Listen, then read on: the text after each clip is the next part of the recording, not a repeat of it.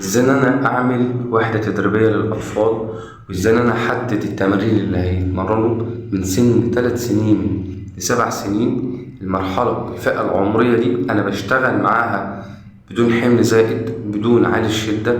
بحط له محطات، في كل محطة بيشتغلها التمرينة بتاعة الوحدة ما بتعديش 45 دقيقة، أو فترة الراحة بتكون كبيرة جدا، من 25 ل30 أو 35 ثانية فترة راحة بين كل محطة ومحطة.